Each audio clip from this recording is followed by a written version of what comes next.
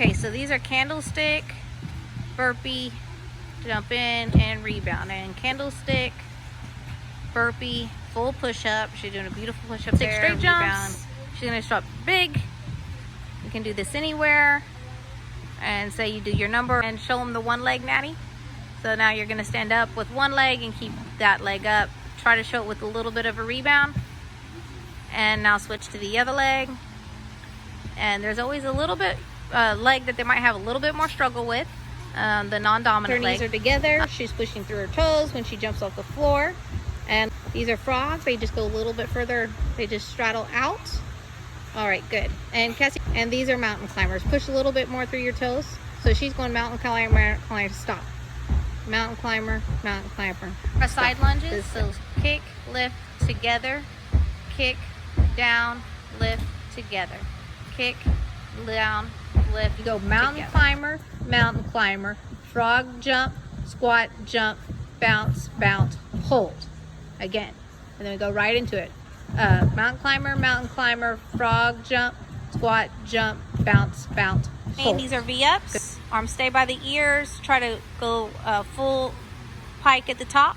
Go to one-legged V-ups where we alternate arms, leg, alternate your hands with the reach, Peyton.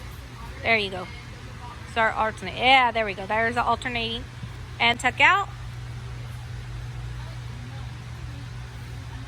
Good. Now let's try to reach both hands, both sides.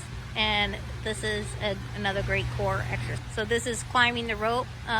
When you really just want to reach as tall as you can with each arm and shift the ribs. L hold reaches. Okay.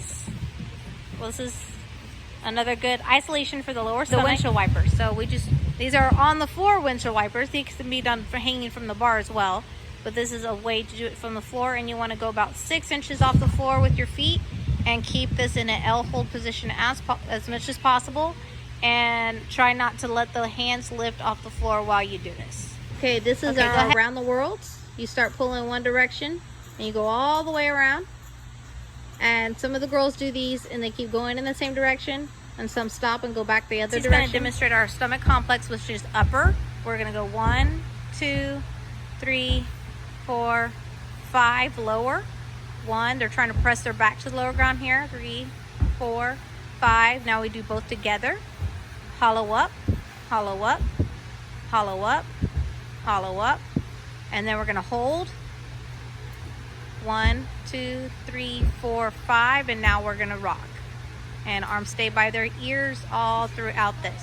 And then we turn and we're going to do this on each side. So now she's going to do upper. 1, 2, 3, 4, 5, lower. 1, 2, 3, 4, 5, and together. 1, 2, 3, 4, 5, and hold.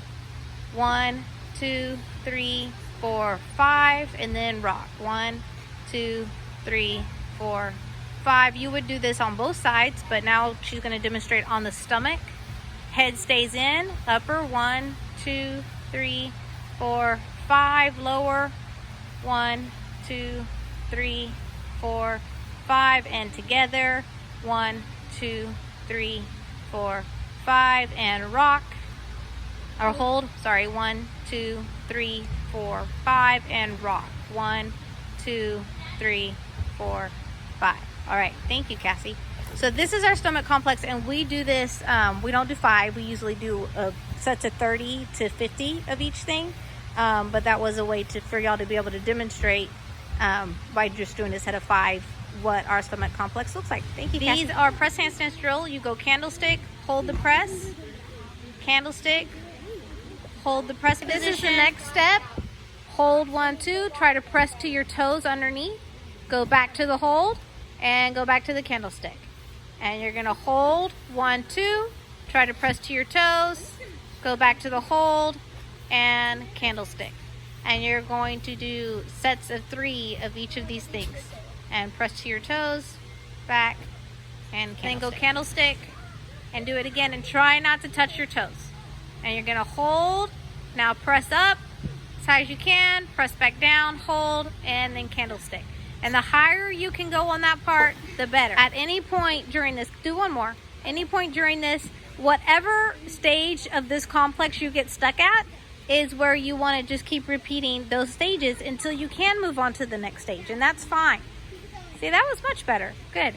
So if you were working at home in handstands, one of the best things you can do is work handstands. So you want to get your wrist as close to the wall as you can while pushing your hips flat, stomach flat, and shins flat against the wall. The closer you can get the wrist and have all these things pressed against the wall, the better the handstand position, and this teaches them to push up and get their ribs against the wall.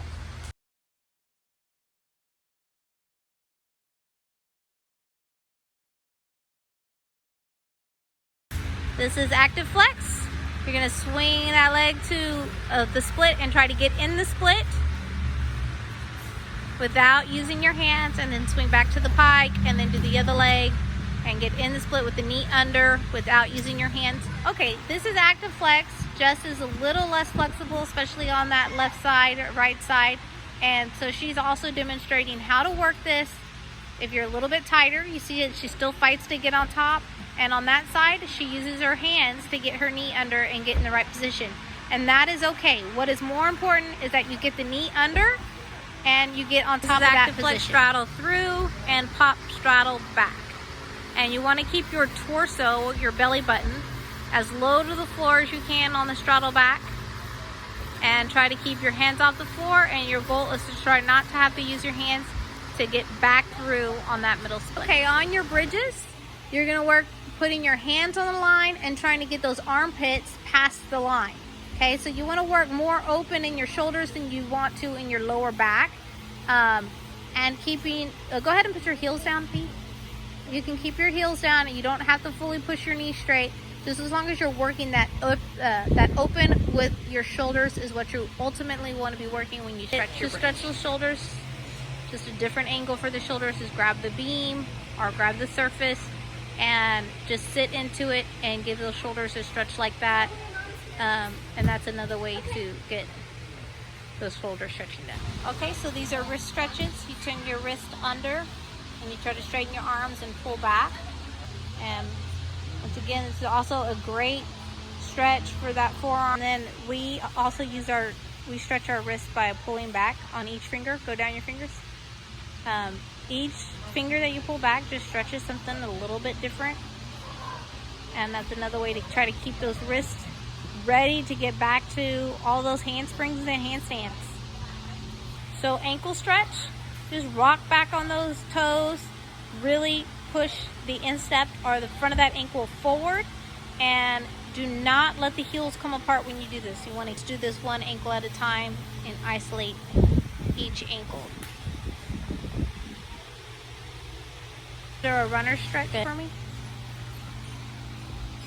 And of course, this is just runner stretch. Stretch the calf out, and that is a good position. And then another stretch to do for that is go back to the other leg, and you drop into that heel and then slightly bend that knee, which stretches a whole different part of that calf muscle. Gets more of the soleus. This Satan do an advanced muscle up. They want to try to get their chin above the bar and then flip it over to where they can push to a front support. Try that one more time, Peyton. If they're real good at this, they can flip both elbows at the same time, but it's quite difficult, and that's really awesome to be able to do